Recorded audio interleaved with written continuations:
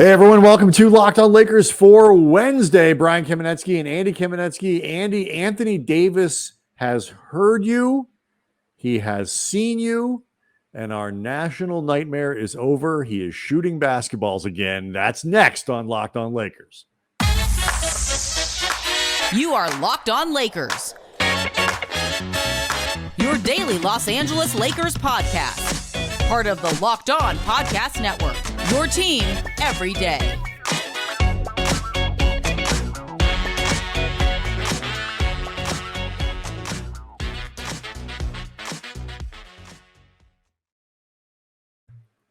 Thanks to everybody for making Locked On Lakers your first listen of every day, Monday through Friday. Sometimes on weekends, we get this thing up bright and early for you. Locked On Lakers on YouTube. It goes up even a little bit earlier. Subscribe to the YouTube channel, and you get to see the podcast before most people will get to hear it. Would like to remind you as well to make a Locked On podcast your second listen of every day. All the Locked On podcasts, always free, always available, wherever you get your favorite podcasts. So Andy, we got some LeBron James news that we're going to get to over the course of the show. I was asked an interesting question doing some of the TV work that you and I do for Spectrum Sportsnet about Darvin Ham and Russell Westbrook that we're going to try to get to before the end of the show. But Andy, we need to start right here because you will remember that on Monday, we spent a great deal of time. We even called the Monday show, Anthony Davis versus Optics, as the firestorm of controversy from Anthony Davis saying on a video shot sometime that he had not picked up and shot a basketball since early April when he got hurt. And good Lord, Lakers fans were upset about that. They registered their upsetness, but it's over now. It's been taken care of. He heard you and he responded. Yes, he did. Anthony Davis, had a date in what appeared to be the Lakers facility with the one and only Lethal Shooter. And Lethal Shooter tweeted out, "Great workout today, getting my brother Anthony Davis ready for next season. It's been over a year and a half since we locked in. God is truly good to help others master the art of shooting. All caps, brother for life. Stay locked in with a target. #NBA, #Lethal Shooter." And they have a picture of the two of them pointing towards each other. Yes. Lethal Shooter. What I think is fabulous about this, and I'm not going to sit here and pretend I know the ins and outs of every shooting guru across the NBA and all that, but I have been around long enough to know that this is a doubly delightful off-season story, because now people have gone from upset that Anthony Davis hasn't shot a basketball since early April to being upset at who Anthony Davis is shooting a basketball with in mid-June. It is spectacular. You asked me over text if Lethal Shooter is considered controversial, and I would say yes, in the sense that many on basketball Twitter think he is at best the shooting a coach equivalent of a prop comic. And he's known, for example, for using this backboard and rim all covered in spikes, like big spikes. Right, I remember that. That was a few years ago. Yeah, that could like fillet a man, like if he landed on that thing. It's genuinely dangerous. This seems like a good way to use up a lot of basketballs. Right. I mean, it's genuinely somebody could get hurt. They think at best he is the shooting coach equivalent of a prop comic, and at worst a straight up grifter. Like, to be clear, I don't have any opinion on Lethal Shooter at all. I'm not saying this is a cop-out. I think our listeners know I'll make fun of anything. I just don't know the answers. If Lethal Shooter was around in the 1860s, 1870s, what you're saying is he'd be selling invigorating tonics from the back of a wagon. But I would not be able to say with certainty whether or not those tonics actually work. Like whether or not they are like actual tonics or like snake oil. Here's what makes it interesting. For example, Lethal Shooter has worked with KCP, and it seemed like it actually did paid dividends for Kentavious Caldwell-Pope. And, during the 2020 championship season, KCP's shooting was a big factor in them winning. He also worked with Talen Horton-Tucker heading into the season that just concluded. That does not seem like a proverbial feather in the cap. No. He's probably not in the... And he's also worked with Anthony Davis in the past. Right. I would say, like, you don't feature KCP at like the top of the website. Like, you have to scroll down a little bit before you see, he works with Talen Horton-Tucker as well. Maybe it's just one of these things where lethal shooter is meant to cover all meanings of the word lethal, both as a positive, but also as a negative. He can kill your ability to shoot. Yes, it is lethal in a good way and a bad way. So it's smart. It's smart marketing. I'm just picturing like AD in the facility working with Phil Handy. Phil Handy's giving him some tips, and then lethal shooter just strides in, confident, says, "Hey, Phil, I'll take over from here. I just need either you or somebody at the facility to help me take down the regulation rims and replace them with these spiked rims, or I've also got a contraption with 3 different rims and they're moving in circles. If you could put that on the West basket, we're going to do some drills.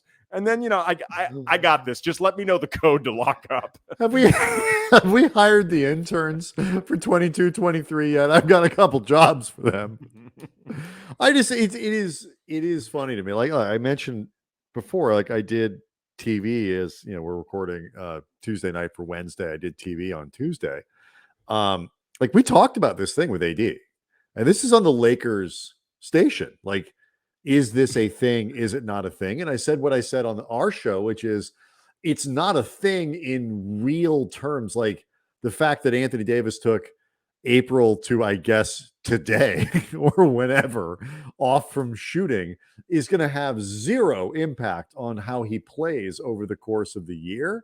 But it is a thing in terms of understanding like optics and understanding where the Lakers are, understanding why people are freaked out and frankly down on AD. Like it indicates the angst that Lakers fans feel about Davis right now. Okay, this picture of Anthony Davis and lethal shooter either before or after a workout. That's not his Christian name, right? Like he's not shooter. Named Lethal Shooter. He's got a name. His last name, I believe, is Matthews. I don't know his first name. Lethal. But this came on the same day that LeBron posted workout videos and let everybody know that he is still dedicated to the grind. He's still shredded. He's working out in his customary, it's somewhere between bike shorts and long johns,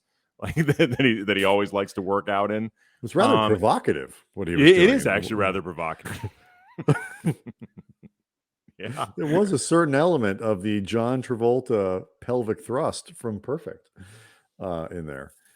So, but yeah, I mean, but LeBron is always done that. LeBron, like the just as a sort of setting the goalposts here.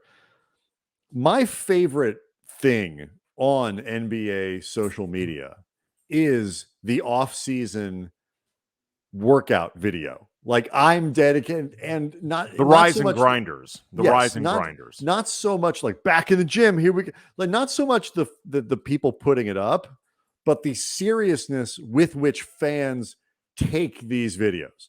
I have seen evidence. Like my man is in the gym. He is getting shots up. He could have been there for 7 minutes, had his assistant shoot, make one TikTok, and spent the rest of the day getting high and eating cheeseburgers. You have no idea what your guy that's is Durant's doing. Workout. What? That's Durant's workout.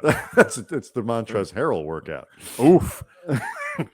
I mean, let's save that for a second. We should talk about it. But I want to ask you, because we were having this conversation kind of casually before we started taping the show on Tuesday, as to whether or not LeBron's can't wait to get started. So excited for the seasons, all the workout videos, the pelvic thrusts and whatnot were aimed in some way at Anthony Davis. I would love to get your perspective next. Locked on Lakers brought to you by Prize Picks. Okay, Laker fans, you guys have been hearing me talk about Prize Picks for months, and if you have not signed up yet, you are missing out because this is daily fantasy made easy. You're going to love this app for NBA and mixed sport pick'ems, and for a limited time, we got a limited no-brainer offer for our users. $50 for free to play with. If a player in your first Prize Picks entry scores a single point, like, okay, just pick Steph, you're going to win. Just go with Steph. That is your winner, but you got to use the code NBA. It's an exclusive offer available to Locked On fans only using the code NBA. Prize Picks has the best NBA DFS prop game on the market. Prize Picks offers more NBA props than any other DFS prop operator and offers superstar players, but also bench players, the guys that just get a handful of minutes each game. You can use them, and you can do mixed sport entries. Like you could do the over on Klay Thompson three-pointers with the under on Mookie Betts home runs in the same entry. Keep it weird, keep it fun, keep it interesting. Use the award-winning app on both the App Store and Google Play. Entries can be made in 60 seconds or less. It's really easy. It's safe. They offer fast withdrawals. So go to prizepicks.com today. Use the promo code NBA or go to the App Store, download the app. If you are not playing Prize Picks, you honestly don't know what you're missing. I want to let everybody know the ultimate NBA mock draft starts on June 16th with over 50 insiders. Nothing equals the ultimate NBA mock draft. Locked On NBA big board draft experts plus Odyssey insiders. So the first pick is June 16th. Search ultimate NBA mock draft and follow now so you don't miss a pick. LeBron has a history, Andy, of, whether passive aggressive or just aggressive tweets and subtweets and all these other things aimed at opponents, aimed at enemies, aimed sometimes at teammates. So do you think any of these workout videos, any of the declarations about how he's rising and grinding and getting ready for next season are in response to the surfacing of the video over the weekend where Davis says he hadn't touched a ball since April? What's funny is before this tweet from Lethal Shooter, my thought on this was no, just because it felt like, look, LeBron, you and AD should have enough of a relationship that if you're actually concerned about AD having not put up a shot since April 5th, like just call him. Just text him. Like, it's one thing to do the fit in, fit out thing with Kevin Love because they didn't have that type of established relationship. Certainly their first year playing together, which is, if I remember correctly, when that tweet came out and, the LeBron passive aggressively going at Kevin Love. I feel like LeBron and AD should have that type of relationship where it doesn't have to be public. But then after seeing AD seemingly respond to this criticism by doing this workout with Lethal Shooter, it now makes me wonder if LeBron felt like this was necessary. And if that's the case, it's a little bit unsettling for the future of this franchise post LeBron if AD requires motivation and shaming from a almost 39-year-old LeBron James to go work out while in your prime. Like, that's a little bit unsettling. I mean, I agree with you. And I will say this, like I said, no, come on. LeBron is not subtweeting Anthony Davis just with this stuff. I was in the minority in this room. People didn't exclude the idea that LeBron was like, yo, okay, you're not shooting. I am in the gym. I am in, I'm and kind of, sending a little message there. I agree with you though. Like, if that's really what's happening, and again, I don't think it is. You and I were on the side initially with this of like, look, don't overreact to a video. We get why you're concerned, right? But I still don't think it's a big deal. But like, again, it's another example of just the level of angst at where the Lakers are, because it's not good enough for Anthony Davis, and this is the core of it. It is not good enough for Anthony Davis to be an all-star. Like, that's not going to cut it. They need him to be, if not on first team all NBA, someone that you have that debate where like people are arguing about it at the end of the year. Like, if he's not playing on that level, the Lakers don't have a chance. So all of it like feeds into this sort of conspiracy theory because everybody's got doubts about AD based on what he did last year and the health and all the other stuff. Could this, Brian, be the reason that LeBron has not under the table, wink, wink, verbally committed to the Lakers about an extension? Like his concern over AD's lack of shooting over the last couple months. Could this perhaps be why, according to Eric Pincus, a recent report from Bleacher Report, a lot of different items just across the NBA in there, but there was a lot on the Lakers specifically. And he said right now there is still uncertainty inside the Lakers from LeBron and Team LeBron as to whether or not he will be signing this extension come, I believe it's August 5th, which, by the way, is after the Lakers will presumably have made their free agency decisions, perhaps a decision on what they would be willing to take on if they moved Russell Westbrook, all different things that would be much easier to do and commit towards if they knew they had that commitment from LeBron. Yeah. It's interesting. Like, we spent a lot of time, Andy, debating, fake Russell Westbrook scenarios and what is worth it. What kind of trade is good enough to make it like, okay, it is worth putting a first round pick in here because the contracts might be imperfect, whatever, but you receive enough, legitimate NBA rotation players that you solve one of your massive problems going into next season, which is we don't have NBA players on our roster. We've got literally 7 guys, period, or whatever, 8 dudes, depending on, are we counting Mac McClung or whatever? So you can, if you can solve some of that and build a rotation out, even if those contracts are imperfect, okay, maybe that's worth the pick. But what you don't want to be is saddled with those players that are imperfect with imperfect contracts if LeBron leaves you high and dry. And knowing LeBron's history, which is one of putting pressure on teams just to make sure, I don't think he's quite leveraging the Lakers now or would the same way he would have if he was, 27 instead of 37.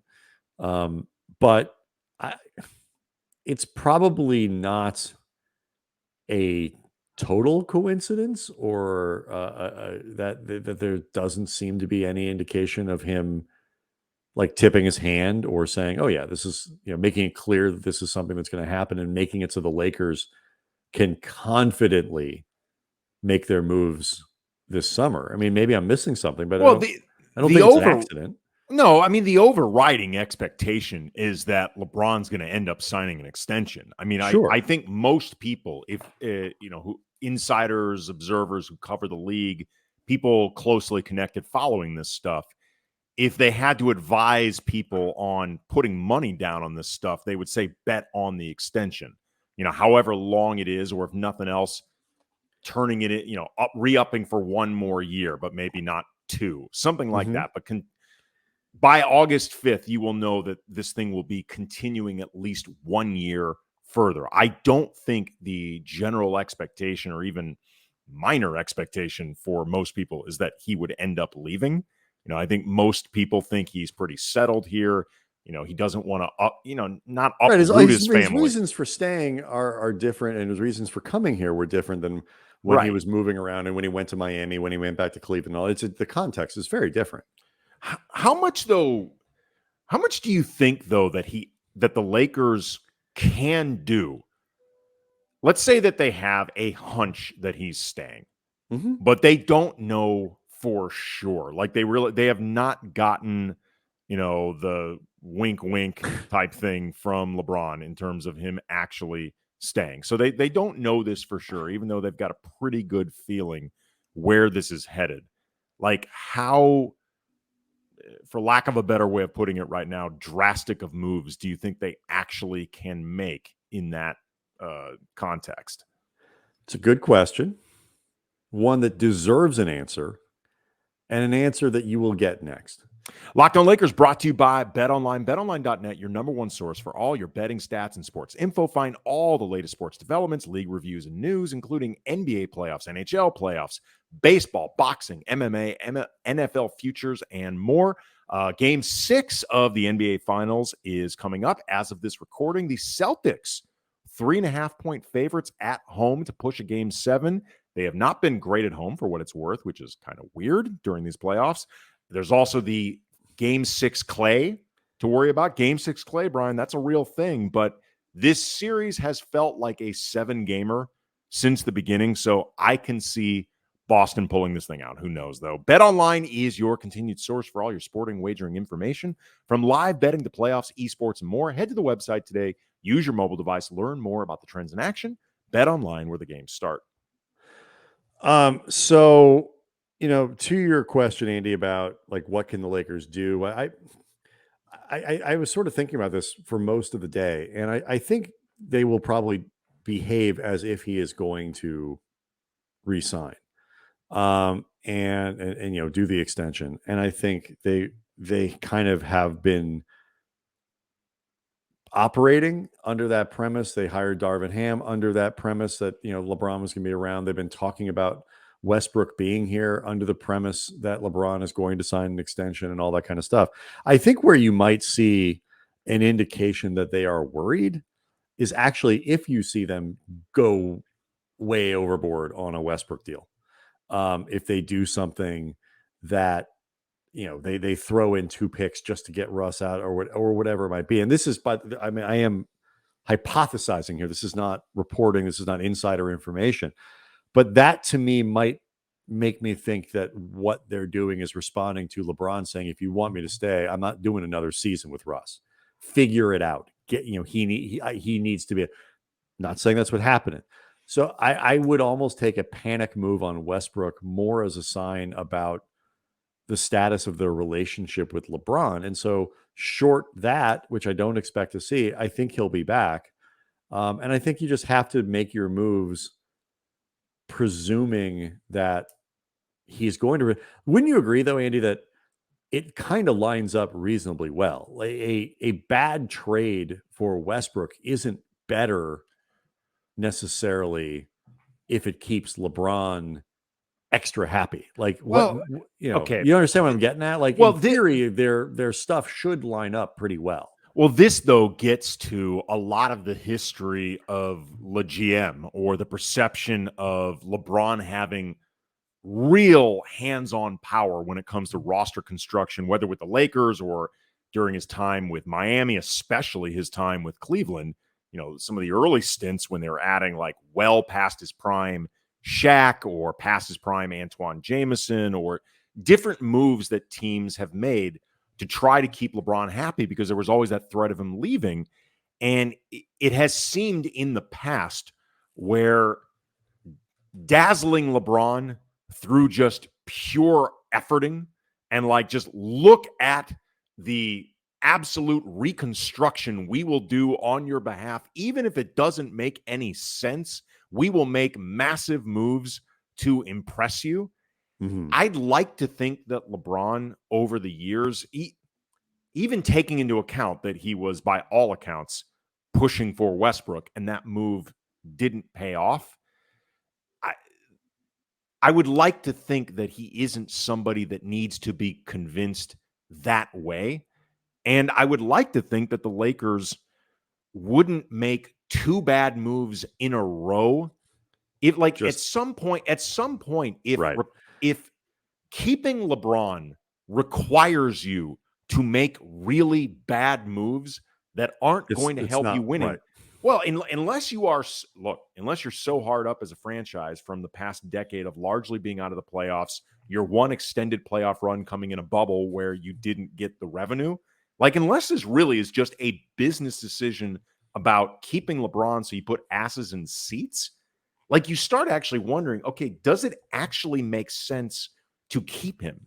Like, forget the issues about him aging and health and all that other stuff. It's like, if he's requiring us to make stupid moves in order to make him happy, maybe it's not worth making him happy. Right. And all because that, I mean, that's an interesting scenario, I think. But like ultimately what you're talking about is like LeBron having to misread what is good for him, the Lakers having to misread sort of what's good for them.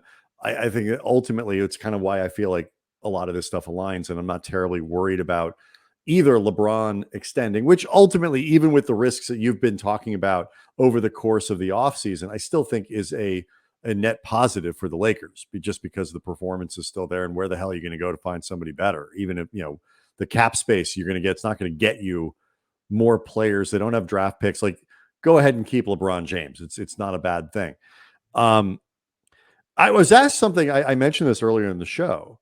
I was asked a question in the context of like a little game we were playing on air or whatever about Darvin Ham and Russell Westbrook. And on a scale of 1 to 10, how confident are you in this statement that Darvin Ham can get the most out of Russell Westbrook? And now, you know what? Before I tell you how I answered, I'm curious where you would rate that on a 1 to 10 scale. Darvin Ham can get the most, or is the right guy to get the most out of Russell Westbrook? I'm curious how you approach this. I mean, there's some dart throwing going on here because Darvin Ham's never been a head coach. He doesn't have, to the best of my knowledge, an established relationship or connection with Russell Westbrook. Like, I don't know how often their paths have crossed, anything like that. I mean, he seems like somebody that, if nothing else, will be willing to be direct with Russ and is not going to be like sort of cowering into the politics of Russ. It also helps that Darvin Ham has a far more solidified position within the organization than Russell Westbrook. Like, Russ is not going to win a him or me type battle. Like, I don't think he won a him or me battle between him and Frank Vogel. I think the organization wasn't behind Vogel anyway. Right. So I was about to say too, he's Ham also has a more solidified position than Vogel, which also matters. Right. I guess on a scale of 1 to 7, and again, this is 1 to 10. Darts. Yeah. I mean, 1 to 10, I'll give it a 7. Okay. I think he's in a reasonably, he seems temperamentally and just sort of contextually in a reasonably good place to try to make this happen, with reasonable expectations. But I mean, a lot of this is just, does Russ want to do it or not? That's okay. I'm glad you said that, because I answered that question on a scale of 1 to 10. I gave it a 3 because I see this as less about Ham and much more about Westbrook. So, is Ham a good candidate to do it? Is he the right guy? I think he's as good as anybody you're going to find. Maybe Scott Brooks or somebody that, Russ really has a long-standing relationship with. Short of that, Ham's as good as anybody. And, we go around and around sometimes on what Russ is capable of or this or that. But on the basic premise of getting, maximizing whatever it is that he can do on this team, I just feel like there's some scheme there. There's some strategy there. But ultimately, this is a Russ question more than it is a Ham question. And I'm pretty confident in Ham. I'm just not as confident in Russ. So that's how I approach that. I was interested as to sort of your view on it. And I feel like we're actually kind of on the same page there. Yeah. I mean, I've been saying this a lot from last season. I think a lot of Russ's issues, they're not all fixable by a willingness, or like efforting or anything like that. I mean, Russ is not going to become a great shooter by, just openness practicing on a rim with lots of spikes or things like that. Exactly. I mean, he's not going to transform himself into that. I don't care if he puts up like 1,000 jumpers a day. Like, this is not going to happen. Or if he's more open towards listening to Phil Handy or Lethal Shooter or whoever. But there are certain things when it comes to attentiveness and just a desire to be part of a team plan that Russ can do better with. However much better translates into great play, better's better.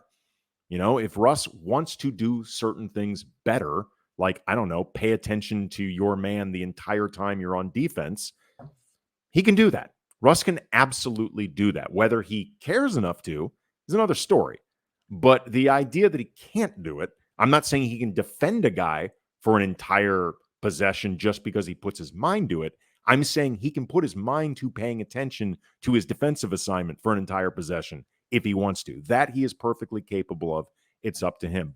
Anyway, thanks for making Locked On Lakers your first listen of every day. Make sure to check out the Locked On NBA Big Board show. Host Raphael Barlow from NBA Draft Junkies and the author of the NBA Big Board newsletter is joined by Richard Stamen, Sam Ferris, and Leif Thulin, giving fans an in-depth look into the NBA draft, mock drafts, player rankings, and all that stuff. Big boards.